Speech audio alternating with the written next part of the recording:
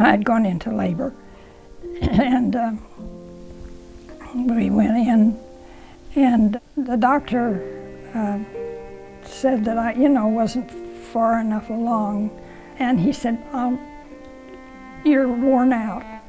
I'll keep you overnight."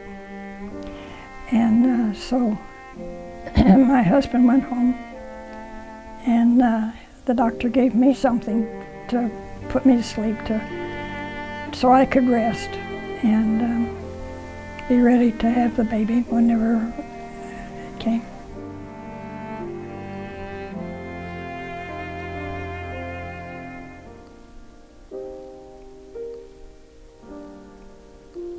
Well, an angel had to be sitting on my shoulder to wake me up because I was in a dead sleep. I looked out the one window and I couldn't see anything but smoke and fire.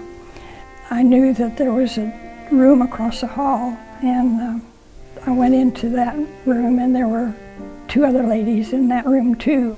The fire was right outside the door by then, and we didn't know what we were going to do.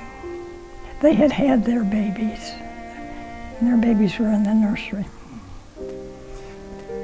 They looked out the door and saw that there was no way of getting out of there except jumping out. I jumped out first, and that was the last I remembered until I woke up in someone's home that took people in.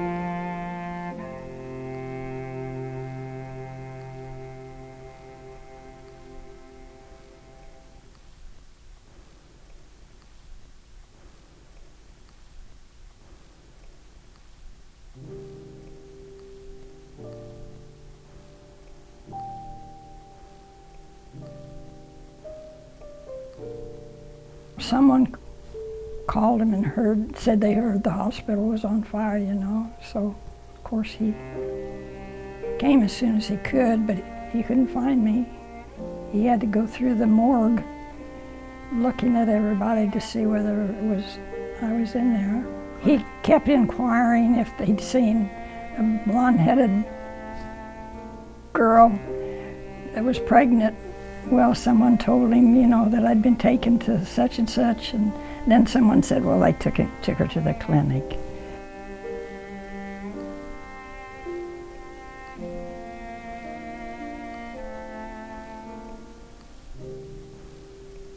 It was up to my husband to stay and take care of the baby affairs.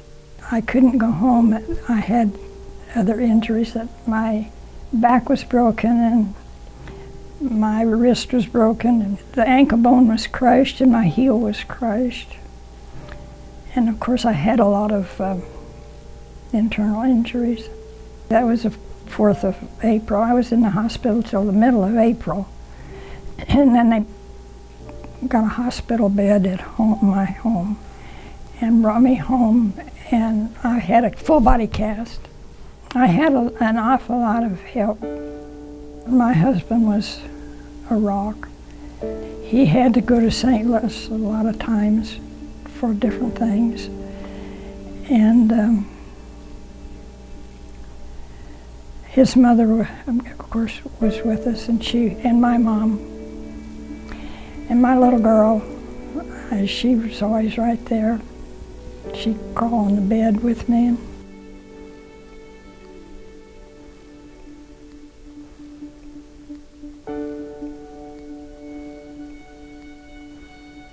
It took me so many, many years.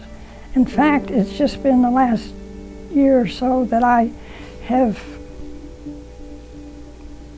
gotten over that I'm the one that killed my baby. That was upmost in my mind for all those years.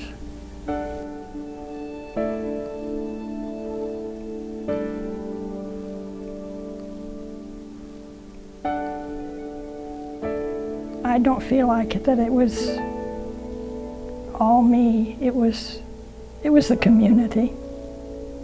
And God was with me every step of the way, whether I really at the time knew it, but he was there.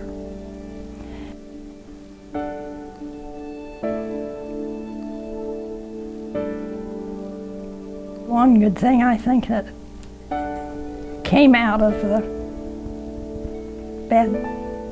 bad was all the laws that it did for the hospitals in the whole country, because it wasn't just in Effingham. We heard from all across the United States different things that they were changing the laws in a lot of the facilities.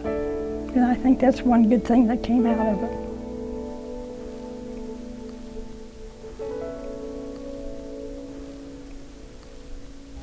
There's been so many things happened since then that I would say to